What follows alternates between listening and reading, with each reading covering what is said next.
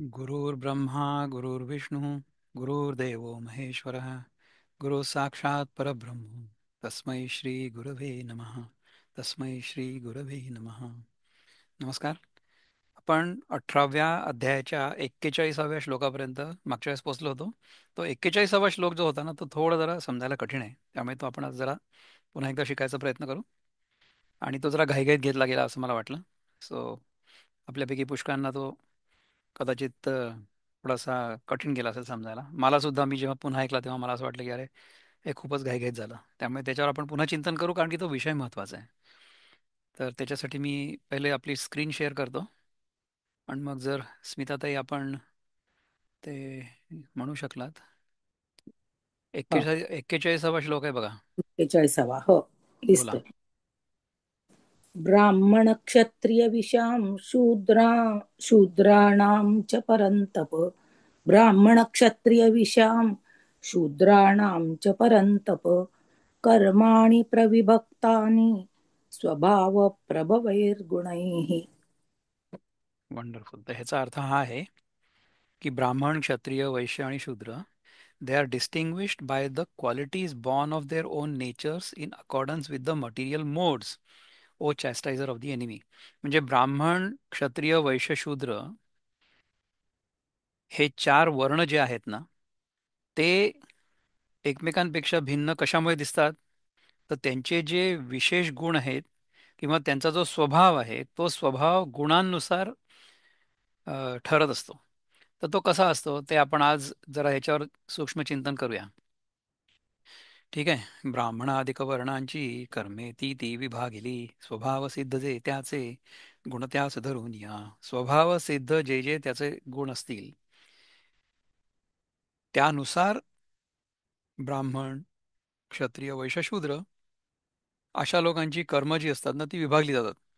आपण मागच्या वेळेस बघितलं होतं ना, की अनेक गोष्टी आपण सगळ्या गोष्टी गुणांनुसार कशा विभागल्या जातात किंवा कशा दिसतात, त्याच्याबद्दल आपण हे सगळं चिंतन करतोय 18व्या अध्यायामध्ये सोफार. म्हणजे पहिले आपण यज्ञ सात्विक, तामसिक, राजसिक कुठला असतो, मग दान कुठलं असतं, सगळ्या गोष्टी कशा असतात. तसंच आता व्यक्ती, वेगवेगळ्या व्यक्ती, ब्राह्मण, क्षत्रिय, वैश्य, शूद्र ह्या व्यक्ती गुणांनुसार कशा कशा वेगवेगळ्या असतात किंवा होतात, त्याच्याबद्दल आपल्याला चिंतन करायचं आता. ठीक आहे. तर मुक्त छंदमध्ये काय म्हणतात बघूया. मुक्त छंदमध्ये वी आर ऑन 41, राईट. ब्राह्मण व क्षत्रिय, शूद्र आणि वैश्य यांची कर्मे भिन्न केली गुणांनी तीन. यांची जी कर्म आहेत ही गुणांनी भिन्न होतात आणि त्यानुसार ती एखादी व्यक्ती ब्राह्मण आहे, क्षत्रिय आहे, वैश्य आहे, शूद्र आहे असं ठरत असतं. आता सध्या आपण सगळे लोक शिकतो आहोत ना गीता, त्यामुळे आपण सगळेजण ब्राह्मण आहोत. कारण की आपलं सध्याचं जे कर्म आहे ते ब्राह्मण कर्म आहे असं आहे. अरे, ही वृत्तबद्ध गीता का नाही आली? एक सेकंड थांबा हा. आणखीन कुठे कुठे काय काय ओपन आहे मला बंद करू द्या. मुक्तछंद, वृत्तबद्ध, ओके. आली वृत्तबद्ध. Let's go to 41.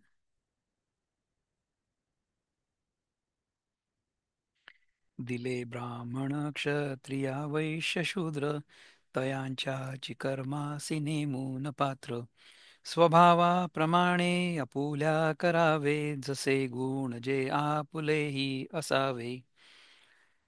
कर्मानुसार ब्राह्मण, क्षत्रिय, वैश्य, शूद्र हे ठरत असतात, जन्मामुळे ठरत नसतात. त्यामुळे वर्ण म्हणजे जाती नव्हे, हे आपल्याला अगदी पक्क माहिती पाहिजे. समजा आपल्याला कोणी म्हटलं की तू जन्माने ब्राह्मण आहे आणि तू जन्माने शूद्र आहेत वगैरे वगैरे, तर त्यांना सरळ उडवून लावायचं की आपण सगळे जन्माने एकच आहोत. जन्माने आपण सगळेजण मनुष्य जातीचे आहोत.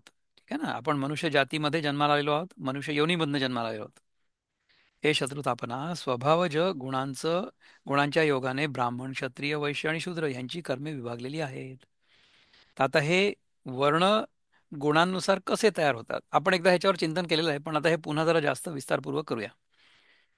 तेची चारी वर्ण पुससी जरी कोण कोण तरी जया मुख्य ब्राह्मण धुरेचे का. तेच चार वर्ण कोणते आहेत म्हणून जर तू विचारशील तर ज्या चार वर्णात ब्राह्मण हे मुख्य श्रेष्ठ आहेत. आपण मागच्या वेळेस काय चिंतन केलं होतं की ब्राह्मण हा श्रेष्ठ इतर कुणाच्या पेक्षा जन्मानी आहे हे चूक आहे. ठीक आहे. समजा मी ब्राह्मण घरामध्ये जन्माला आलेलो असेल तर केवळ ब्राह्मण घरामध्ये जन्माला आल्यामुळे मी सगळ्यांपेक्षा जास्त श्रेष्ठ आहे असं जर मला वाटत असेल तर ही मूर्खपणाची पराकाष्ठा आहे. ब्राह्मण घरात जन्म झाल्यामुळे माणूस श्रेष्ठ होत नाही. आपण अनेक ब्राह्मण घरांमध्ये बघितलं असेल की ब्राह्मण घरातली जी मुलं आहेत किंवा ब्राह्मण घरातले लोक आहेत ते लोक ब्राह्मणत्वाचं पालन करतच नाही. ब्राह्मणत्व म्हणजे काय माहिती आहे का की आपण कोण आहोत हे ओळखणं ज्याचं परम ध्येय आहे आणि सगळी जीवनशैली ह्या ध्येयाकडे नेण्यासाठी पोषक होईल अशी ज्याची आहे तो ब्राह्मण आहे. तर त्याच्यासाठी ब्राह्मण घरामध्ये जन्माला येणं आवश्यक नाही. कुठल्याही घरामध्ये जन्माला आल्यानंतर अशा प्रकारची प्रवृत्ती आपली असू शकते. होतं कसं माहिती आहे का की ज्याप्रमाणे आपली मागच्या जन्मामधली जीवनशैली असेल, जो विचार असेल आणि ज्या विचारात आपण आपला देह सोडला असेल तर त्यानुसार आपल्याला या जन्मामध्ये त्या सगळ्या इच्छांची पूर्ती सहजपणे करता येईल अशी परिस्थिती प्रकृती आपल्याला देते. कर्माचा सिद्धांत असा आहे की आता समजा मागच्या जन्मामध्ये मी एखादी विशिष्ट इच्छा मनामध्ये ठेवून आणि देह सोडला. म्हणजे देह सोडेपर्यंत माझी एखादी कुठली तरी इच्छा पूर्ण झाली नव्हती. तर ती पूर्ण या जन्मात कशी होईल हे कर्माच्या सिद्धांतानुसार ठरत असतं. म्हणजे मी पुष्कळदा तुम्हाला याच्या आधी सांगितलं असेल की लहानपणी अगदी लहान असताना माझ्या आजोबांनी मला गीतेचे काही श्लोक शिकवले होते. याचा अर्थ काय आहे की गीता शिकण्याची नैसर्गिक प्रवृत्ती माझ्यामध्ये होती. तर ह्याचा अर्थ हा आहे की मागच्या जन्मी गीता आपण शिकत असू ती पूर्णपणे आपली आत्मसात नसेल झाली. कदाचित पाठ झाली असेल परंतु आत्मसात नसेल झाली. तर या जन्मी अशी परिस्थिती निर्माण झाली की जिथे लहानपणापासून मला गीतेचे शब्द कानावर पडायला लागले, गीतेचे श्लोक कानावर पडायला लागले, माझे आजोबा गीता म्हणायचे. त्यामुळे ती जी स्मृती होती मागच्या जन्मीची ती जागृत झाली असावी.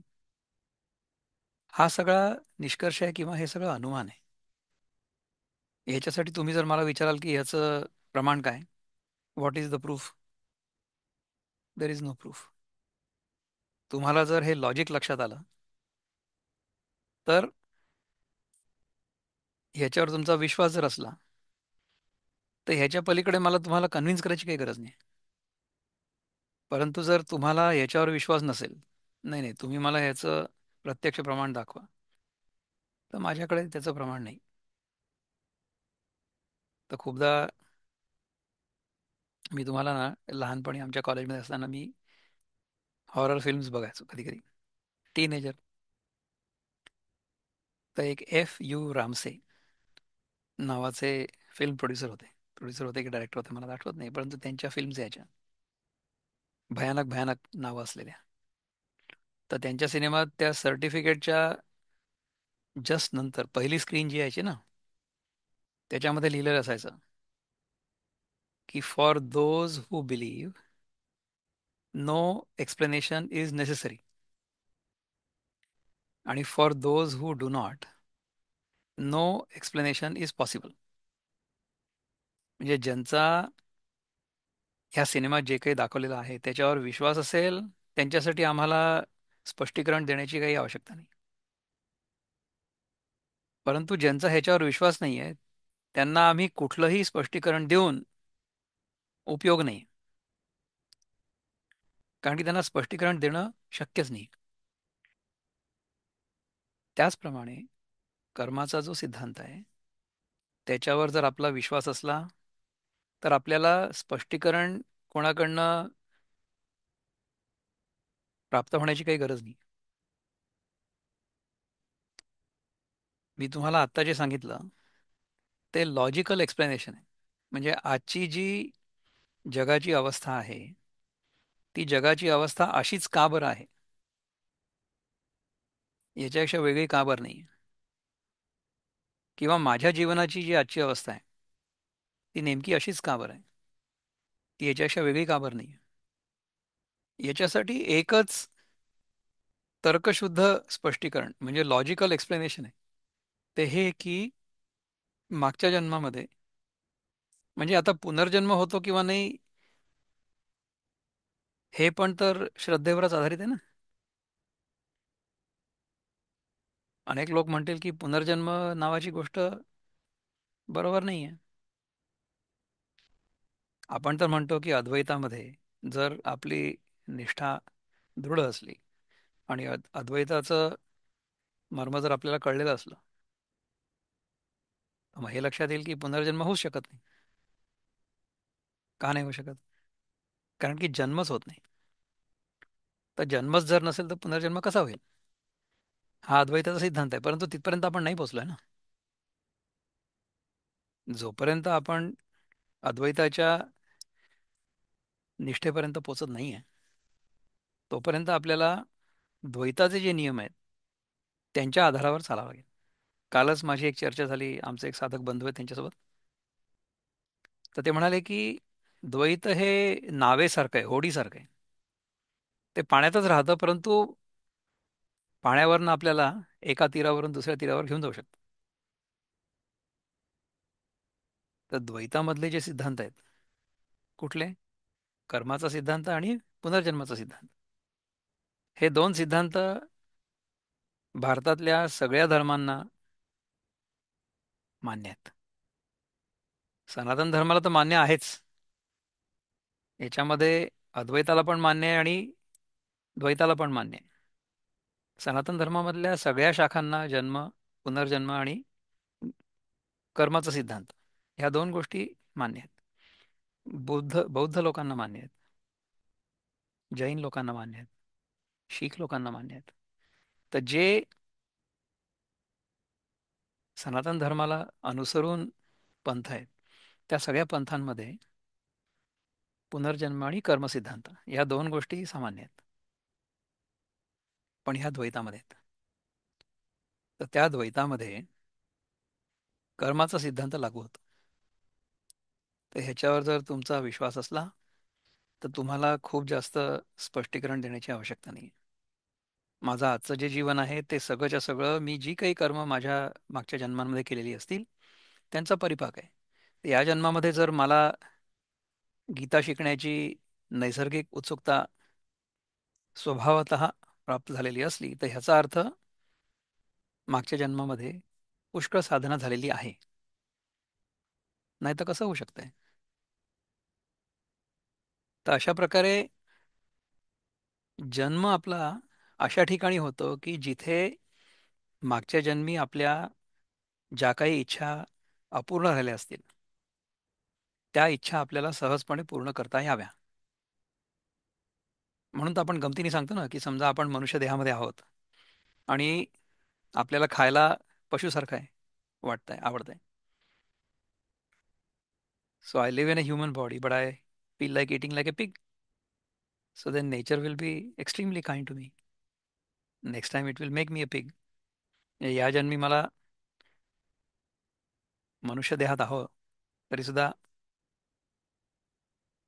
पशुसारखं खातोय तर थोडासा संकोच वाटेल ना. तर पुढच्या वेळेस तो संकोच वाटू नये याची व्यवस्था प्रकृती करेल, कर्माचा सिद्धांत करेल. म्हणजे मग काय की या जन्मी जे काही करण्यासाठी संकोच वाटत होता ते त्या जन्मात त्या देहानंतर त्या देहात गेल्यानंतर वाटणार नाही. म्हणजे ह्या जन्मीची जी इच्छा होती ती इच्छा पुढच्या जन्मी पूर्ण झाली सहजपणे. तर जर मागच्या जन्मी अशी एक इच्छा असेल की ह्या जन्मी गीता पूर्णपणे आत्मसात करावी किंवा व्हावी, तर ती इच्छा जिथे पूर्ण होऊ शकेल त्या घरामध्ये माझा जन्म झाला. तर तिथे बरं आईवडिलांकडनं शिकण्याची सोय नव्हती मला. कारण की आईवडील त्यांच्या त्यांच्या व्यवसायामध्ये किंवा त्यांच्या प्रोफेशनल करिअरमध्ये व्यस्त होते. पण आजोबा गीता शिकायचे, गीता बोलायचे. हं? त्यामुळे तिथे मला शिकायला मिळालं. अशा प्रकारे गीता शिकण्याचं भाग्य मला लाभलं. आजोबांनी मला ते शिकवले आणि ते सहजपणे मला शिकता आले श्लोक, जे मला माझ्या उपयोगाला येणार होते ते. अर्थात तेव्हा त्या शब्दांचा, त्या श्लोकांचा काही अर्थ मला कळला नाही, परंतु आता तो कळतो. किती चांगलं भाग्य आहे बघा. तर ह्याच्यावरनं तो कर्माचा सिद्धांत आपल्यासाठी सिद्ध होतो. म्हणजे हे आपल्याला ना इंट्युटिव्हली कळतं. त्याला आपण म्हणू स्वयंप्रज्ञा. आतूनच मला कळतं की हां, हे असं असलं पाहिजे. तर अशा प्रकारे जर आपला कर्माच्या, पुनर्जन्माच्या सिद्धांतांवर विश्वास असला, श्रद्धा असली, आपल्याला हे माहिती असलं की आपल्याला आपलं जे खरं स्वरूप आहे ते ओळखायचं आहे, त्या दिशेने वाटचाल करण्यासाठी जी काही जीवनशैली आपल्याला उपयोगाची असेल तशी जीवनशैली आपण अंगीकारू, तशा प्रकारे आपण राहू आणि तशा प्रकारे राहत असताना आपल्याला सहजता जाणवेल. कसं आहे की स्वभाव जो आहे ना आपला, तो सहज असतो. म्हणजे एखाद्याला स्वभाव असा असतो की त्यांना खूप राग येतो. सहज राग येतो, कुठल्याही गोष्टीचा राग येतो. एखाद्याचा स्वभाव असतो की प्रत्येक वेळेस काहीतरी कंप्लेंट करायचं. आमच्या ते कॉलेजमध्ये असताना एक जण होता. त्याला काही विचारलं ना तर तो काय उत्तर द्यायचं माहिती आहे का? नो यार असं म्हणायचं. नो यार. त्याला काही म्हटलं, आम्ही त्याचं नावच ठेवलं होतं नो यार. नो यार. काही म्हटलं की नो यार. काही कुठल्याही गोष्टीला म्हटलं की ते नो यार. हेच त्याचं उत्तर असायचं. बरं, काही काही गोष्टींचं, काही काही लोकांचं असं असतं की त्यांना कोई दिक्कत नाही. कोई दिक्कत. हा खास इंदोरचा शब्द आहे. इंदोरला कोई दिक्कत नाही. आपण कोणाला काही म्हटलं तर कोई दिक्कत नाही. म्हणजे नो प्रॉब्लेम. हा त्यांचा तकिया कलाम असतो. काहीही येऊ द्या, कोई दिक्कत नाही. कोई मुश्किल नाही, कोई दिक्कत नाही. काही त्रास नाही, नो प्रॉब्लेम. आपण ते करूच. म्हणजे काही काही लोकांचा असा स्वभाव असतो आणि ते सहज, त्यांना त्याच्यामध्ये सहजता जाणवते. तर ज्याच्यामध्ये आपल्याला सहजता जाणवते तो आपला स्वभाव बनतो. तसं आपण करतो, नाही का? तर ज्यांचा स्वभाव सात्विक आहे, ज्यांना सहजपणे ह्या विषयामध्ये रुची आहे, रस आहे, त्यानुसार आपलं जीवन जगण्याची त्यांच्यामध्ये सहज कला आहे. आणि आपण हे असं जीवन जगतो आहे ह्याच्याबद्दल त्यांना वृथा अभिमान पण नाही आहे आणि कुठल्याही प्रकारची कंप्लेंट नाही आहे. जे पुष्कळ तुम्हाला असं वाटू शकतं की दादा तुम्ही असंच का बरं राहता, तुम्ही काही खात नाही पित नाही. हं? तुम्ही ह्या गीतेचा अभ्यास करता, तुम्ही इतर गोष्टी पण तर करू शकाल. तुम्हाला सहज शक्य आहे की तुम्ही प्रवास करू शकाल, जग बघू शकाल, हे करू शकाल, ते करू शकाल. परंतु तुम्ही हेच का करता? तर हे आवडतं म्हणून मी करतो, ह्याच्यामध्ये सहजता आहे मला. ही भगवंताची कृपा आहे. म्हणजे ह्या विषयामध्ये रस वाटणं, ह्या विषयामध्ये सहजता वाटणं, अजिबात कुठल्याही प्रकारची तक्रार नसणं, ही भगवंताची कृपा आहे. तुम्हाला वाटेल पुष्कळांना की हे असं कसं काय शक्य आहे? तर मी म्हणेन की याच्या आधीची जी काही साधना असेल ती याच्या आधी पूर्ण झालेली असेल. म्हणून मग आता या जन्मात जे काही होत आहे ते होत आहे. आणि शेवटी आपल्याला गीतेचा अभ्यास करून फक्त हेच शिकायचंय की मी कोण आहे. आपण कोण आहोत याची जर आपल्याला खरंच ओळख पटली तर आपल्याला सो कॉल्ड ईश्वर जो आहे त्याची पण ओळख पटेल. आणि हे जे सो कॉल्ड जग आहे, हे काय आहे, त्याची पण ओळख पटेल. आणि ह्या दोघांसोबतही आपलं नातं जे आहे ना ते सहज होईल. हे जगाबद्दल सुद्धा आपल्या मनामध्ये न प्रेम राहील, ना आसक्ती राहील, ना द्वेष राहील. आपण कुठे अडकणार नाही. जगाच्या अस्तित्वावर किंवा जगामधल्या वस्तूंच्या व व्यक्तींच्या अस्तित्वावर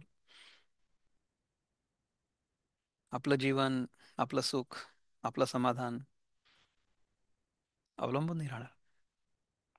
अशा प्रकारे जर जीवनशैली असली तर आपण सगळे ब्राह्मण आहोत. ह्या क्षणी तर आहोतच. जर आपण हे चिंतन करण्यासाठी इथे एकत्र जमलेलो आहोत, हे चिंतन करण्याची आपली इच्छा आहे, आपण सगळे ब्राह्मण आहोत. परंतु आपण त्याच्यामुळे इतरांपेक्षा श्रेष्ठ आहोत असं जर वाटत असेल तर आपण अजूनही द्वैतामध्ये अडकलेलो आहोत. ते नाही करायचं आपल्याला. ये र क्षत्रिय वैश्य दोन्ही, तेही ब्राह्मणाच्याची मानिजे मानी, जे ते वैदिक विधानी योग्य म्हणवनी. इतर जे दोन वर्ण क्षत्रिय आणि वैश्य तेही ब्राह्मणांच्या मानाने बरोबरीचे मानावेत, कारण ते वेदोक्त कर्माला अधिकारी आहेत म्हणून. तर आजकालच्या काळामध्ये तुम्ही ब्राह्मण क्षत्रिय वैश्य शूद्र किंवा आणखीनही जाती उपजाती पोटजाती ह्या अशा प्रकारच्या विचारांनी लोकांना जर दूर केलं, वेगळं केलं, तर तो गुन्हा आहे, कायद्यानुसार सुद्धा आणि मॉरली सुद्धा. नैतिकदृष्ट्या देखील आपण लोकांना वेगवेगळ्या वर्गांमध्ये वाटणं ही चांगली गोष्ट नाही आहे. चौथा शूद्र जो धनंजया, वेदी लागू नाही तया, तरी वृत्ती वर्णत्रया अधीन तयाची. अर्जुना, चौथा जो शूद्र वर्ण आहे त्याचा खरोखर वेदांशी संबंध नाही, तरी त्याची वृत्ती तीन वर्णांच्या अधीन आहे. तर आता हा श्लोक समजा कोणी वाचला ना, हा श्लोक आणि त्याच्यावरच्या ओव्या जर कोणी वाचल्या, तर ते ज्ञानेश्वरांना सुद्धा कोर्टामध्ये उभं करते की ज्ञानेश्वरांनी ब्राह्मणांना श्रेष्ठ सांगितलं, क्षत्रिय आणि वैश्यांना त्यांच्या बरोबरीचं मानलं, कारण की ते वेदांच्या अध्ययनाचे अधिकारी आहेत, परंतु शूद्र नाही आहेत. ज्ञानेश्वर महाराज भेदभाव करतात. अशा प्रकारचं नॅरेटिव्ह चालवलं जाऊ शकतं. परंतु ह्या श्लोकांचा किंवा ह्या ओव्यांचा जो कॉन्टेक्स्ट आहे, तो संदर्भ आहे, कुठल्या संदर्भात ह्या म्हटल्या गेलेल्या आहेत किंवा कुठल्या काळात ह्या रचल्या गेलेल्या आहेत, त्याचा जर आपण विचार केला तर आपल्याला हे लक्षात येईल की ही गोष्ट समजावून सांगण्यासाठी ज्ञानेश्वरांनी ह्याचा सगळ्यांचा उपयोग केलेला आहे. ज्ञानेश्वरांचा उद्देश हा आहे का की समाजाची विभागणी करावी, समाजामधल्या घटकांना वाटावं, हं, वाटे करावे त्याचे? हा उद्देश होता का ज्ञानेश्वर महाराजांचा? असा उद्देश आहे किंवा होता असं जर आपण म्हटलं तर आपण मूर्ख आहोत, ज्ञानेश्वर महाराज नाही आहेत. हे आपण आजच्या कॉन्टेक्स्ट नुसार समजून घ्यायचा प्रयत्न करतो. तर ह्याचा अर्थ हा नाहीये की मला ज्ञानेश्वर महाराजांपेक्षा जास्त कळतं, असाही नाही. मला ज्ञानेश्वर महाराजांना काय सांगायचं हे कळतं, आणि आजच्या समाजामध्ये आजच्या सामाजिक परिस्थितीमध्ये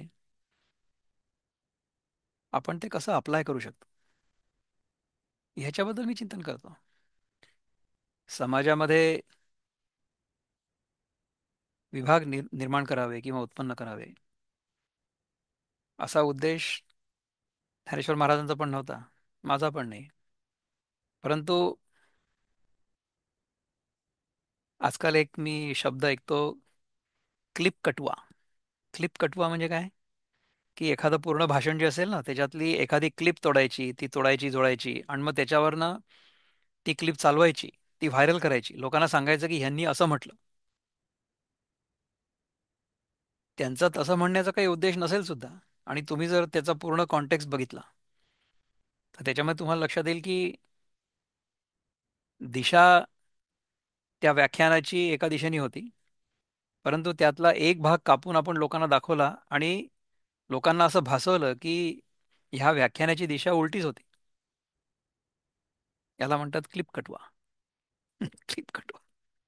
छोटीशी क्लिप कापायची, अर्धी ती अर्धवट क्लिप दाखवायची आणि लोकांना सांगायची, नाही नाही यांना ना असं म्हणायचं होतं." तर त्यानुसार ज्ञानेश्वर महाराजांवर हा आरोप केला जाऊ शकतो आजकालच्या काही लोकांकडनं, की ते ब्राह्मणांना श्रेष्ठ म्हणायचे. तर मी तुम्हाला सांगतो की अशा प्रकारे जर आपल्या मनामध्ये विचार आला की आपण ब्राह्मण आहोत म्हणून श्रेष्ठ आहोत, तर आपण या चारही वर्णांपेक्षा खालचे आहोत. ह्या वर्णांचे ना विविध कर्म आहेत किंवा ह्यांच्या विविध जबाबदाऱ्या आहेत समाजामध्ये. तर ज्याची जशी जशी क्षमता असेल तशी त्याला जबाबदारी दिली जाईल ना नेहमी, नाही का? समजा एखादी व्यक्ती सक्षम नसली एखादं कार्य करण्यासाठी, आणि त्या व्यक्तीला जर आपण ते कार्य करण्यासाठी बाध्य केलं, तर ते कार्य बरोबर होणार नाही. म्हणजे अगदी साधी गोष्ट आहे की आपल्या सगळ्यांच्या घरामध्ये समजा जी गृहिणी आहे घरामधली, घर मालकीण बाई, तिला उत्तम स्वयंपाक करता येतो, ती उत्तम स्वयंपाक करते. परंतु तिच्याकडे एक छोटीशी मुलगी आहे 5 वर्षाची. तर त्या 5 वर्षाच्या मुलीला तिची आई हे सांगेल का कधी की अगं तू सगळ्या घरातल्या लोकांसाठी स्वयंपाक कर म्हणून? ते चूक आहे. कारण की त्या 5 वर्षाच्या मुलीची या सगळ्या घरातल्या लोकांच्या स्वयंपाक करण्याइतकी क्षमता अजून विकसित झालेली नाही. तिला स्वयंपाक करताच येत नाही. मग तिला तुम्ही ती जबाबदारी देणार का? तसंच आपल्या समाजामध्ये तर आपण सगळ्यांना सगळे समान आहेत असं म्हटलं आणि सगळ्यांना समान कार्य दिलं, समान काम करायला लावलं, मग त्या सगळ्या कामाचा विचका होईल. तर इथे प्रश्न कुठे येतो? प्रश्न एखाद्या व्यक्तीला एखादं काम करता येत नाहीये, परंतु तरी देखील मला ते काम करता यायला पाहिजे किंवा करू दिलं गेलं पाहिजे. So I should be given the opportunity to do something that I am not really capable of. याला म्हणतात आरक्षण. असं जेव्हा होतं ना तेव्हा समाज पुढे नाही जाऊ शकत. म्हणजे प्रत्येकाने आपल्या आपल्या क्षमतेनुसार कर्म करावं आणि सगळ्यांनी त्या कर्माकडे आदरयुक्त भावनेने बघावं. प्रत्येक कर्म जे आहे समाजाच्या दृष्टिकोनातून तेवढंच महत्वाचं आहे. म्हणजे तुम्ही विचार करा की आपल्या शरीरामध्ये जेवढे अवयव आहेत ते सगळेच्या सगळे अवयव जर एकत्र एकमेकांशी संतुलन साधून, समन्वय साधून जर कार्यरत राहिले तर शरीर चांगलं चालेल. त्याचप्रमाणे समाजामध्ये प्रत्येक घटक जर त्यांच्या क्षमतेनुसार प्रामाणिकपणे समाजाच्या विकासासाठी, समाजामध्ये संतुलन राखण्यासाठी जर योगदान देत राहिला, तर ते योगदान कमी किंवा जास्त असं कोणीच म्हणायला नको किंवा कोणाला वाटायला पण नको. डोळ्यांनी समजा म्हटलं जिभेला की अगं तू तर नेहमी पदार्थांची चव घेते, पण आम्हाला फक्त दिसतं, आम्हाला चव नाही घेता येत. तर जिभेने समजा म्हटलं की ठीक आहे, आजपासून तुम्ही सुरुवात करा चव घ्यायची. तर डोळ्यामध्ये गोड वस्तू जरी टाकली ना तरी सुद्धा डोळे चुरचुरतील. तिखट वस्तू जर टाकायची गरजच नाही.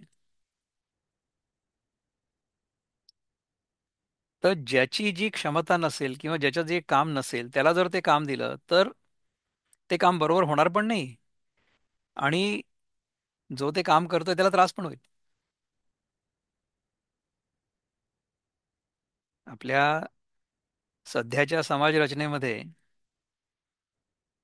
काय होत आहे की माशाला सांगितलं जात आहे की तू उडून दाखव, आणि पक्षाला सांगितलं जात आहे की तू पाण्यामध्ये बुडी मारून दाखव. अंडर वॉटर पोहून दाखव, असं आहे. असं नाही आहे. आपण प्रत्येकाच्या क्षमतेनुसार जर त्याला कर्म करू दिलं आणि त्याच्या कर्माविषयी इतरांनी तिरस्कार किंवा इन्फिरियॉरिटी जर नाही दाखवली, तर समाज चांगला राहील. तर ज्ञानेश्वर महाराजांचं सुद्धा ध्येय हेच होतं की सगळ्यांनी एकत्र राहावं. तेव्हाच्या समाजामध्ये जशी परिस्थिती होती त्यानुसार ह्या ओव्या रचल्या गेल्या.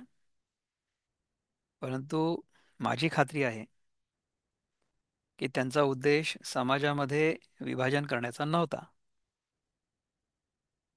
आपला पण नाही. आपला उद्देश हा आहे की आपण हे सगळं शिकणार आहे आणि ह्यातनं बोध घेणार आहे. समाजात कसं राहावं, आपल्या जीवनात कसं राहावं आणि शेवटी आपलं जे अंतिम ध्येय आहे ते कसं प्राप्त करावं. तिये वृत्तीची आजवळिका, वर्णा ब्राह्मणाधिका, शूद्र ही की देखा चौथा झाला.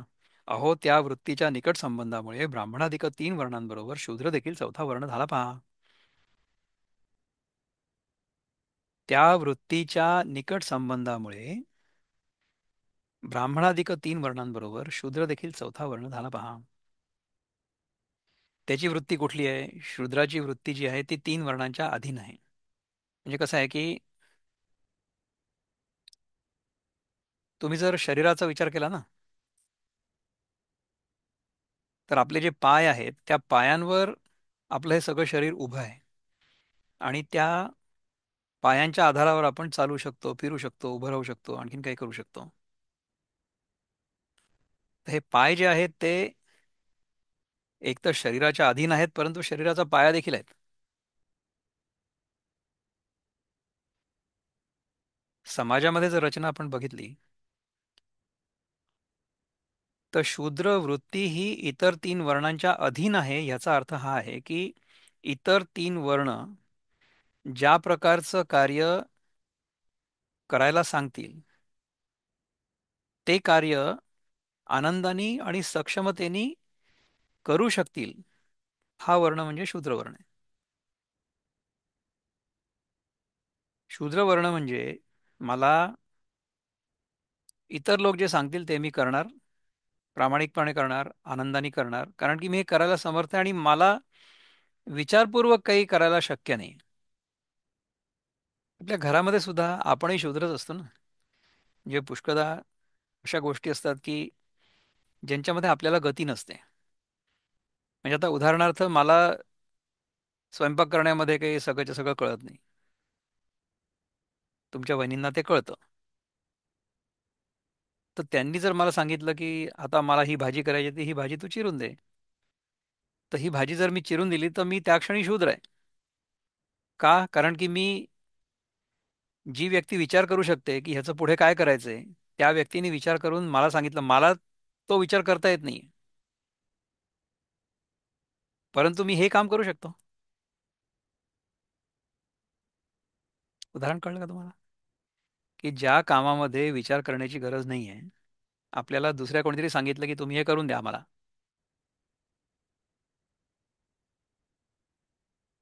तर जी व्यक्ती अशा प्रकारचं काम करते, manual labour, menial labour, in which no thinking is required, ती व्यक्ती त्या कामापुरती शूद्र आहे. तसा जर आपला सहज स्वभाव असला तर आपण शूद्रच आहोत. जर आपल्याला कुठल्याही गोष्टीचा विचार वगैरे करायचा नाही आहे, जे कोणी आपल्याला जे काही सांगेल ते आपण चुपचाप करायचं आहे, त्याच्यामध्ये आपल्याला सहजता पण वाटते आणि आनंद पण वाटतो, तर आपण शूद्र आहोत. परंतु जर आपण असा हट्ट धरला की मला हे काम करायचं नसून मला ते विचार करण्याचं काम करायचंय, तर मग आपण हेही काम धड करणार नाही आणि ते तर बिडोच, असं होईल. अशा प्रकारची समाज रचना किंवा कुटुंब रचना सुद्धा आपल्याला हवी आहे का? हा प्रत्येकाने करावा विचार, है ना? पण या 3 वृत्तींच्या, म्हणजे ह्या वृत्तीचा ह्या इतर 3 वर्णांशी संबंध जेव्हा आला, त्यामुळे शूद्र देखील चौथा वर्ण झाला पहा. जैसा फुलाचेनी सांगाते, तांतू तुरंबिजे श्रीमंते, तैसे द्विजसंगे शूद्राते स्वीकारी श्रुती. त्या ज्याप्रमाणे फुलाच्या बरोबर श्रीमंत मनुष्य सुताचा वास घेतो, त्याप्रमाणे ब्राह्मणादी तिन्ही वर्णांबरोबर शूद्राचा निकटचा संबंध असल्यामुळे श्रुतीने शूद्राला स्वीकारलेला आहे. म्हणजे ह्या तीन वर्णांबरोबर ह्या चौथ्या वर्णाचा संबंध आला, त्यामुळे ह्या चौथ्या वर्णाला देखील वर्ण म्हणून संबोधलं गेलं. पुष्कळदा आधी कदाचित असं म्हणत असतील की तीनच प्रकारचे लोक आहेत: ब्राह्मण, क्षत्रिय आणि वैश्य. शूद्र नावाचं वर्ण नसेल कदाचित तेव्हा, काय माहित. किंवा असला तरी सुद्धा ह्या तिन्हींसोबत त्याचा संपर्क सारखा होतोय ना. ह्या चार प्रकारच्या वृत्ती आहेत, कळलं का? ह्या चार प्रकारच्या प्रवृत्ती आहेत. जेव्हा आपण इथे सगळेजण बसून हा सगळा अभ्यास करतो, तेव्हा आपण सगळे ब्राह्मण आहोत. आपण सगळे स्वतःचं संरक्षण आपोआप करत असतो नेहमी, म्हणजे आपल्या नकळत आपलं शरीर स्वतःचं संरक्षण करत असतं. तेव्हा ते शरीर क्षत्रिय असतं, आपणच क्षत्रिय असतो. आणि आपण जेव्हा ट्रान्झॅक्शनल होतो, की मी हे केलं की मला हे मिळेल, ते केलं की ते मिळेल, नोकरी केली की पगार मिळेल, तेव्हा आपण सगळे वैश्य असतो. किंवा आपण समजा कुठला व्यवसाय केला, की मी काहीतरी व्यवसाय करतोय, समजा मी डॉक्टर आहे, मी सल्ला दिला लोकांना आणि लोकांनी मला त्याची फी दिली, तर तेव्हा मी वैश्यच आहे, डॉक्टर असलो तरी. आता मी कन्सल्टंट आहे, हां, आता मी सल्लागार. मग मी जर कोणाला सल्ला दिला आणि मी त्यांना म्हटलं की मी तुम्हाला एवढा सल्ला देईन, परंतु याची एवढी फी होईल, तर याचा अर्थ तेव्हा मी पण वैश्यच आहे. आणि जेव्हा मी घरातली भाजी चिरतो आणि त्याच्या पलीकडे मला काही करायचं नसतं, तेव्हा मी शूद्र आहे. किंवा मी घरातलं घर झाडतो, गॅरेज झाडतो, स्वच्छता करतो, बाथरूम स्वच्छ करतो, असं जेव्हा मी करतो तेव्हा मी शूद्र असतो, मीच. तर मग आता मी ब्राह्मण आहे, क्षत्रिय आहे, की वैश्य आहे, की शूद्र आहे? ते चारही मीच आहे. माझ्या बाहेर कोणी नाहीच आहे. ह्या सगळ्या वर्णांना कर्मानुसार कसं विभागलं गेलेलं आहे, हे शिकायचं आपल्याला. ज्ञानेश्वर महाराज भेदभाव करायचे हे नाही शिकायचंय. पण आपण आजकाल व्हॉट्सॲप युनिव्हर्सिटीच्या काळामध्ये राहतो, त्यामुळे आपण असं म्हणू शकतो, म्हणजे लोक म्हणतील की ज्ञानेश्वर महाराज समाजाला वेगवेगळ्या विभागांमध्ये वाटत होते. हं? ऐसेसी का पार्था, हे चतुर्वर्ण व्यवस्था करू आता कर्मपथा याची हा रूपा. अर्जुना, ही चातुर्वर्ण्य व्यवस्था अशी आहे, याता यांनी करावयाच्या कर्ममार्गाचे स्वरूप सांगू. हं? जिही गुणी ते वर्णचारी, जन्ममृत्यूची एकातरी चुकोनिया ईश्वरी पैठे होती. की ज्या गुणांनी म्हणजे स्वाभाविक कर्मांनी ते चारी वर्ण जन्म मृत्यूच्या कात्रीतून चुकवून ईश्वराच्या ठिकाणी पोहोचतील. आपल्याला ह्याच्यामध्ये अडकायचं नाहीये की मी ब्राह्मण आहे म्हणून मी हे करत राहणार आहे. मला ब्राह्मणत्वापासून सुद्धा मुक्ती पाहिजे. जे आत्मप्रकृतीचे ही गुणी सत्वाधिकितीही कर्मे चौघा चहुटाई वाटिली वर्णा. ज्या आत्मप्रकृतीच्या म्हणजे मायेच्या या सत्वादी तीन गुणांनी चार वर्णांना चार ठिकाणी कर्मे वाटून दिली, तर ही जी कर्म आहेत ना, ही ह्या गुणांनुसार ठरत असतात. मला आठवत आहे ना, आपण एक श्लोक ऐकला होता: प्रकृते क्रियमाणानी गुणे कर्माणी सर्वशः अहंकार विमूढात्मा कर्थामिती मन्यते. तिसऱ्या की चौथ्या अध्यायात होता, राईट? जैसे बापे जोडिले एका, वाटिले सूर्ये मार्ग पाथिका, नाना व्यापार सेवका स्वामी जैसे. ज्याप्रमाणे बापाने मिळवलेलं द्रव्य मुलाला वाटून द्यावं, किंवा प्रवाशांना जसं सूर्याने योग्य मार्ग दाखवावेत, अथवा मालकाने नोकरास जशी कामे वाटून द्यावीत, तशा प्रकारे तैसी प्रकृतीच्या गुणी जया कर्माची विल्हावणी केली आहे वर्णी चहू ही. त्याप्रमाणे प्रकृतीच्या या चार वर्णामध्ये ज्या कर्माचा विस्तार केलेला आहे, तेथ सत्वे आपल्या अंगी समीन निमीन भागी दोघे केले नियोगी ब्राह्मण क्षत्रिय. तिथे सत्वगुणाने आपल्या ठिकाणच्या समविषम भागाने म्हणजे कमी जास्त प्रमाणाने ब्राह्मण आणि क्षत्रिय हे दोन अधिकारी केले. आता सत्व आणि रज हे दोन कमी जास्त झाल्यानंतर ब्राह्मण आणि क्षत्रिय कसे होतात ते बघा. आणि रजपरी सात्विक, तेथ ठेविले वैश्यलोक, रजची तमभेसक, तेथ शूद्र गदे देगा. आणि रजोगुण, परंतु त्यात थोडासा सत्वगुण मिसळलेला आहे, तिथे वैश्यलोक ठेवले आहेत. आणि रजोगुणच पण ज्यात तमोगुण मिसळलेला आहे ते त्या ठिकाणी शूद्र ठेवले आहेत. आता बघा कसं आहे की सत्वगुणाचं आधिक्य, सत्वगुणाचं प्राबल्य, सत्वगुणाचा प्रादुर्भाव ज्या ठिकाणी असेल तिथे ब्राह्मण. ठीक आहे. सो ब्राह्मण जर असेल तर सत्वगुण प्रधान, रजोगुण थोडासा आहे आणि तमोगुण ऑलमोस्ट नाही आहे, अशी व्यक्ती ब्राह्मण आहे. ठीक आहे. त्याच्यामध्ये सत्वगुण थोडा कमी आहे पण रजोगुण जास्त आहे. म्हणजे रजोगुण आहे परंतु सत्वगुणाकडे झुकलेला आहे. रजोगुण आणि तमोगुण फार कमी आहे. सत्वगुण जास्त, रजोगुण कमी आणि तमोगुण खूपच कमी, म्हणजे ब्राह्मण. रजोगुण जास्त, सत्वगुण कमी आणि तमोगुण सुद्धा खूपच कमी, हा क्षत्रिय आहे. रजोगुण जास्त आणि त्यात थोडा तमोगुण आहे पण सत्वगुण कमी आहे. हं? रजोगुण जास्त आहे, त्याच्यानंतर तमोगुण आहे आणि सत्वगुण कमी आहे. म्हणजे कोण? म्हणजे वैश्य. त्यानंतर तमोगुण खूप जास्त आहे आणि सत्वगुण आणि रजोगुण फार कमी आहे, हा शूद्र. किंवा सत्वगुण जास्त आहे, रजोगुण थोडा कमी आहे आणि सत्वगुण खूपच कमी आहे, हे तो शूद्र. लक्षात आलं का कसं विभागणं होतं ते? सत्वगुण आहे. सत्वगुण म्हणजे काय की हे जग कसं चाललेलं आहे, माझं जीवन कसं चाललेलं आहे, जीव जगत ईश्वर ह्या गोष्टी काय आहेत, हे मी सगळं समजून घेण्याच्या मागे लागलेलो आहे. आणि त्याच्यासाठी मला जे काही करणं गरजेचं आहे तेवढं मी करेन. म्हणजे रजोगुण मी किती वापरेन की माझा सत्वगुण वृद्धिंगत झाला पाहिजे. तमोगुणामध्ये मला रुचीच नाहीये. तुम्ही विचार करा, तमोगुण म्हणजे वस्तू, जड वस्तू. तर ज्या व्यक्तीला वस्तूंमध्ये फार इंटरेस्ट नाही, वस्तू जमा करण्यामध्ये त्याची रुचीच नाही, शरीर रक्षणापुरतं जेवढं करणं आवश्यक आहे तेवढं करणार आहे, आणि सगळी ऊर्जा, सगळा वेळ, सगळी शक्ती मी कोण आहे हे शिकण्यामध्ये घालवणार आहे, अशी व्यक्ती ब्राह्मण आहे. अशा व्यक्तीमध्ये सत्वगुण प्रधान आहे. रजोगुण आवश्यक तेवढाच आहे आणि तमोगुण नाही पुरता आहे, म्हणजे नाही समान आहे ऑलमोस्ट. थोडा बहुत तमोगुण राहणार आहे. किती राहणार आहे? कारण की तमोगुण असल्याशिवाय आपल्याला झोप नाही येणार. तर रोज शांतपणे झोप लागेल एवढा तमोगुण आपल्यामध्ये असायला काही हरकत नाही. रजोगुणामध्ये आपण जर खूप अडकलो तर आपण कर्मामध्ये खूप अडकू, मग कर्म बंधनामध्ये अडकू, मग त्याच्यापासून मुक्त नाही होणार. तर अशा प्रकारे जी व्यक्ती सत्वगुणी आहे, जी शिकायच्या मागे लागलेली आहे, रजोगुण जेवढं आवश्यक आहे तेवढं करते टू सस्टेन दॅट लाईफस्टाईल. तमोगुण अजिबात नाही, वस्तूंमध्ये इंटरेस्टच नाही आहे, ब्राह्मण.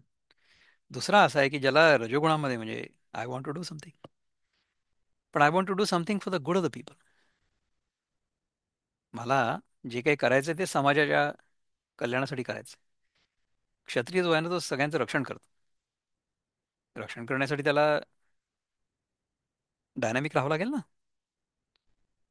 रजोगुण पाहिजे त्याच्यामध्ये. पण तो सत्वगुणाकडे झुकलेला पाहिजे रजोगुण,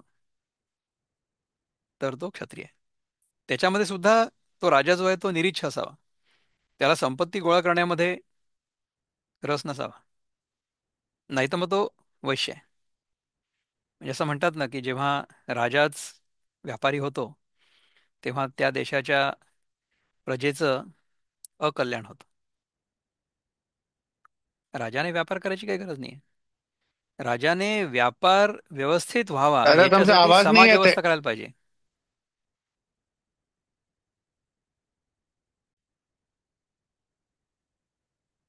आणि जर रजोगुण तमोगुणाकडे झुकलेला असला, ठीक आहे मला खूप काहीतरी करायचंय परंतु कशाकरता करायचंय, मला वस्तू जमा करायच्या,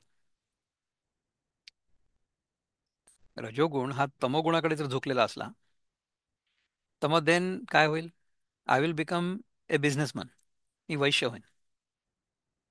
मग त्याच्यामध्ये समजा लांडी लबाडी करावी लागली तरी सुद्धा मी करेन, असं होऊ शकतं.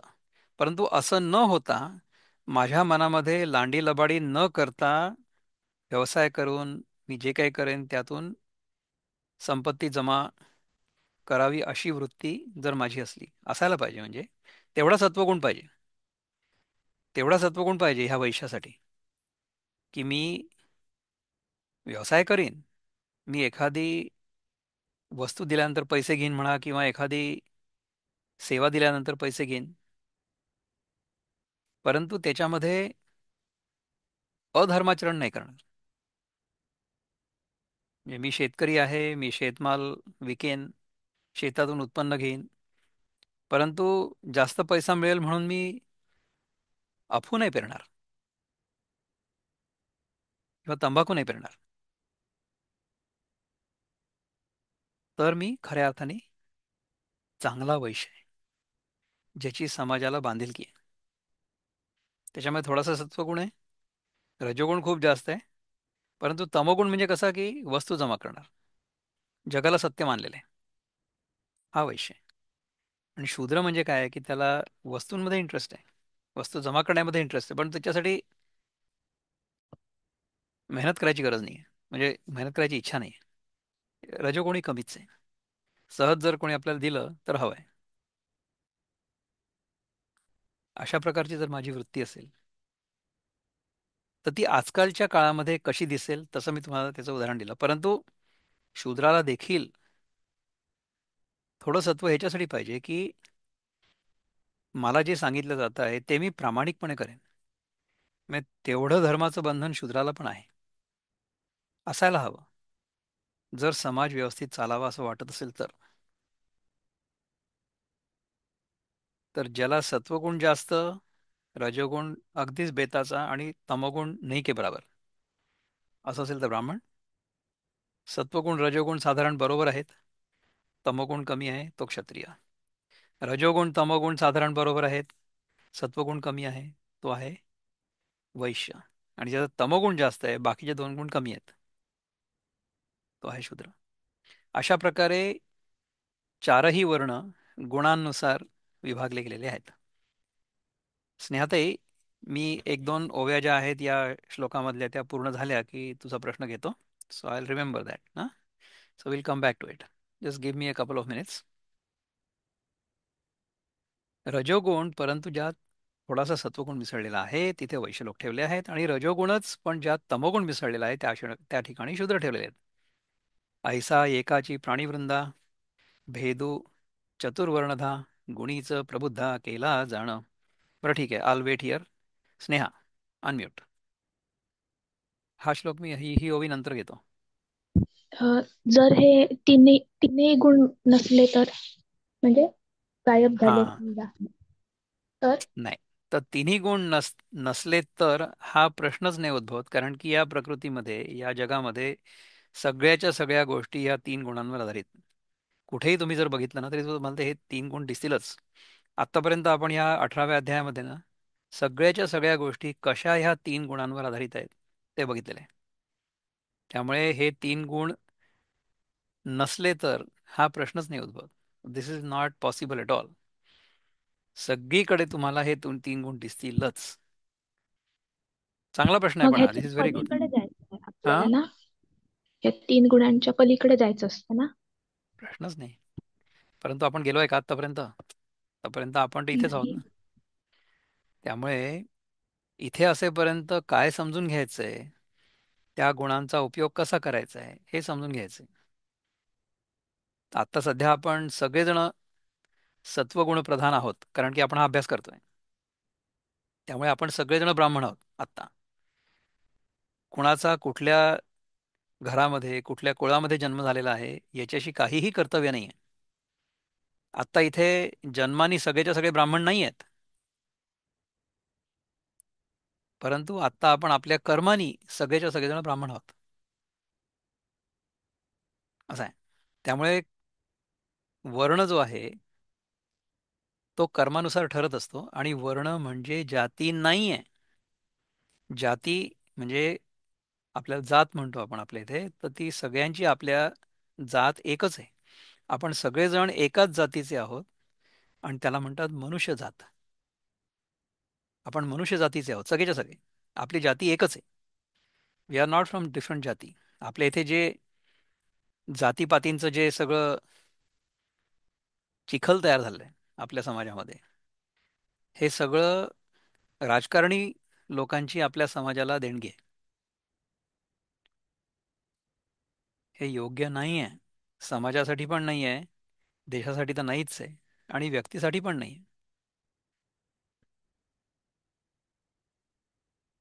हे बुद्धिमंता अर्जुना, याप्रमाणे एकच मनुष्य प्राण्यांच्या समुदायात ह्या गुणांनीच चार वर्णांचा भेद केला आहे असं तू समज. मनुष्यामध्येच वर्ण आहेत फक्त, म्हणजे वर्ण न आहेत चार प्रकारची, प्राण्यांमध्ये अशी नाही आहेत. ठीक आहे. मग आपुले ठेविले जैसे, आई तेची दीपे दिसे, गुण भिन्न कर्म तैसे शास्त्र दावी. ज्याप्रमाणे आपली ठेवलेली वस्तू दिव्याने आयतीच दिसते, तसे गुणांनी भिन्न झालेले कर्म शास्त्र दाखवते. म्हणजे आपलीच ठेवलेली वस्तू, दिवा जर त्याच्याजवळ आला तर आपल्याला ती आयती दिसते दिव्याच्या प्रकाशात. त्याचप्रमाणे शास्त्रांच्या प्रकाशामध्ये गुणांनी भिन्न झालेले कर्म, कर्म भिन्न झालं गुणांनी, ते कसं असतं ते शास्त्र आपल्याला दाखवतं. तेची आता कोण कोण वर्णविताचे लक्षण, हे सांगो ऐक श्रवण सौभाग्य निधी. तेच आता कोणत्या वर्णाला कोणतं कर्म विहित आहे आणि त्याचं लक्षण काय आहे हे सांगो. हे श्रवण सौभाग्यनिधी अर्जुना, आता हे तू ऐक. है ना. आता आपण आता ह्याच्यामध्ये काय शिकलो बघा, या श्लोकामध्ये किंवा या ओव्यांमधनं आपण काय शिकलो, की हे शत्रुतापना स्वभावज म्हणजे स्वभावाने उत्पन्न झालेल्या गुणांच्या योगाने ब्राह्मण क्षत्रिय वैश्य शूद्र यांची कर्म विभागली गेलेली आहेत. तर ज्यानुसार आपला स्वभाव असेल, ज्यानुसार आपली प्रवृत्ती असेल, ज्या दिशेनी आपली सहज प्रवृत्ती असेल, त्यानुसार आपण कर्म करू. आणि त्या कर्मांनुसार आपण ब्राह्मण आहोत, क्षत्रिय आहोत, वैश्य आहोत की शूद्र आहोत हे ठरेल. फक्त समाजाच्या दृष्टीने, आध्यात्मिक स्तरावर किंवा आध्यात्मिक दृष्टीने आपल्या सगळ्यांमध्ये तेवढीच आध्यात्मिक क्षमता आहे. आपल्या सगळ्यांचा जो आत्मा आहे तो एकच आहे. आपल्या सगळ्यांमध्ये परमात्माच वास करतो. तर त्या परमात्म्याला आपण आपल्या शरीराशी, आपल्या जीवाशी, आपल्या अंतःकरणाशी जोडून जेव्हा बघतो, तेव्हा आपण वेगळे झालेलो आहोत, जीवात्मा झालेलो आहोत असं आपल्याला वाटतं. आणि इतर हे सगळे लोक सुद्धा जीवात्मे आहेत असं आपल्याला वाटतं. जोपर्यंत आपल्याला असं वाटत असतं तोपर्यंत आपल्या सहज स्वभावानुसार जी काही आपण कर्म करू, ती कर्म गुणांनुसार, ज्याप्रमाणे एखाद्या गुणाचं प्राबल्य असेल, आधिक्य असेल, आणि दुसऱ्या गुणांचं तेवढं आधिक्य नसेल, त्यानुसार ब्राह्मण क्षत्रिय वैश्य शूद्र अशा प्रकारच्या व्यक्ती आपल्याला दिसतील. समाज व्यवस्थित चालण्यासाठी या सगळ्या वर्णांमध्ये सुसूत्रता असणं, कोऑर्डिनेशन असणं हे महत्वाचं आहे. तसा प्रयत्न आपण सगळ्यांनी नेहमी करावा. हा बोध मला या श्लोकाच्या आणि या सगळ्या ओव्यांच्या अभ्यासातून होतो. तुम्हालाही तसाच तो व्हावा, किंवा तुम्ही दुसऱ्या प्रकारचा विचार करू शकता आणि व्यक्त पण करू शकता. आता मी ह्याच्या नंतरचा श्लोक नाही घेणार आहे. या एका श्लोकाबद्दल आपण पुष्कळ चर्चा केली, पुष्कळ चिंतन केलं, आणि हे सगळं तुम्हाला कळलं असावं अशी मी आशा कर, म्हणजे तुम्हाला पटलं असावं असा आग्रह नाही आहे. तुम्हाला विचार स्वातंत्र्य आहे. तुम्ही स्वतः देखील याच्यावर चिंतन करू शकता. हेच बरोबर आहे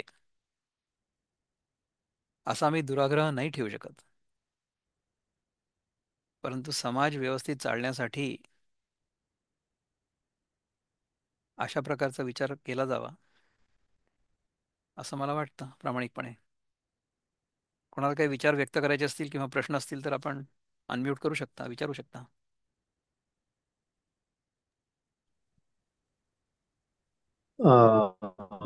विचारू का प्रश्न झाला? येस, गो हेड. सुदामा हा गरीब याच्यामध्ये जन्मलेला होता, परिवारामध्ये. लहानपणी तो वासुदेव कृष्ण बरोबर खेळायचा. दोघंही एका वयाचे होते. नंतर नंतर वासुदेव कृष्ण आपापल्या मार्गी लागले. आणि हा एक गरीब, म्हणजे इतका गरीब होता की हा भिक्षुकी करायचा. तर याला कुठला वर्ण म्हणायचा. आणि मग तो अधूनमधून भेटत होता वासुदेव कृष्ण याला. तर ते कृष्णाने त्याला रथ आणि धनुष्य आणि काय म्हणतात ते ब्रह्मास्त्र आणि पाशुपतास्त्र हे सगळं देऊन त्याला काही सांगितलं की तू आता अ, मेहनत कर, काम कर, भिक्षुकी नको करूस. आता शेवटी त्यांनी ते खडगंज, ते हिरे मोती ते सगळं दिलं, ते ठीक आहे. पण मग कृष्ण काय, म्हणजे देव ज्याला आपण म्हणू, की तुम्ही कसंही करा, पण जे जमेल ते करा. भिक्षुकी करा किंवा वैश्य व्यवसाय करा. म्हणजे वैश्य म्हणजे ते बिझनेस. शूद्र व्यवसाय करा, ब्राह्मण व्यवसाय करा, क्षत्रिय व्यवसाय करा. तुम्ही तुमच्या याच्यामध्ये जे जसं जमेल तसं करत राहा, असा त्याचा, म्हणजे या गीतेचा काय म्हणतात ते टीचिंग आहे का? ओके, ठीक आहे, थोडंसं करू की याच्याबद्दल मग त्यांनी चिंतन. मग सुदामा, तो तर समोरच होता. Why did Krishna not impart knowledge to Sudama? Good. तर सुदाम्याला कृष्णाने ज्ञान का नाही दिलं? कसं असतं माहिती आहे का, की ज्ञान आपल्याला कोणी देऊ शकत नाही. मी देखील तुम्हाला काही ज्ञान नाही देऊ शकत. ज्ञान आपल्याला प्राप्त करावं लागतं. कितीही चांगला शिक्षक, गुरु जरी असला तरी सुद्धा गुरु ज्ञान देऊ शकत नाही. शिष्याला ज्ञान ग्रहण करावं लागतं. तर प्रत्येक व्यक्तीचं जे काही प्रारब्ध असेल त्यानुसार त्यांचं जीवन चालत असतं. तर सुदाम्याचं जे होतं प्रारब्ध त्यानुसार त्याचं जीवन चाललं. तो जे काही करत असेल किंवा त्याला जे काही करावं लागलं असेल ते त्याच्या त्याच्या कर्मानुसार होतं. अर्जुनाला सुद्धा, आता अर्जुन तर कृष्णाचा भक्त होता, मित्र होता, वगैरे वगैरे, परंतु अर्जुनाला देखील युद्ध करावं लागलं ना त्याच्या मर्जीविरुद्ध. त्याला पहिले असं वाटलं होतं की युद्ध न करता जर जमलं तर बरं आहे, किंवा युद्ध करायला जर मी उभा राहिलो आता मला माझ्या गुरुला मारावं लागेल, माझ्या वडिलांच्या काकांना मारावं लागेल, ही चांगली गोष्ट नाही आहे. परंतु अर्जुनाने त्याला, म्हणजे कृष्णाने अर्जुनाला ते करायला लावलं. आणि ते त्यांनी केलं पण असतं, कारण की तो त्याचा सहज स्वभाव होता, सहज धर्म होता, क्षत्रिय धर्म होता. आत्तापर्यंत तो अनेक युद्ध खेळलेला होता, युद्धांमध्ये त्यांनी भाग घेतलेला होता आणि तो अनेक युद्ध जिंकलेला होता. पण या युद्धामध्ये त्याच्यासमोर जेव्हा गुरु उभे राहिले, वडिलांचे काका उभे राहिले, तेव्हा त्याचे पाय थरथरायला लागले. असं झालं. तर प्रत्येकाचा जो सहज स्वभाव असेल, स्वधर्म असेल, त्यामध्येच प्रत्येकाने निस्वार्थ बुद्धीने किंवा निष्काम बुद्धीने कर्म करावं, हे कृष्ण आपल्याला सांगतो गीतेमध्ये. असं आहे. चांगला प्रश्न आहे. आता आपण इथे थांबूया याच प्रश्नावर. Thank you Sameer for returning to the sessions. ओम पूर्णमद पूर्णमिदं पूर्णात् पूर्णमुदच्यते पूर्णस्य पूर्णमादाय पूर्णमेवावशिष्यते. ओम शांति शांति शांति. हरि ओम श्री गुरुभ्यो नमः. हरि ओम. नमस्कार.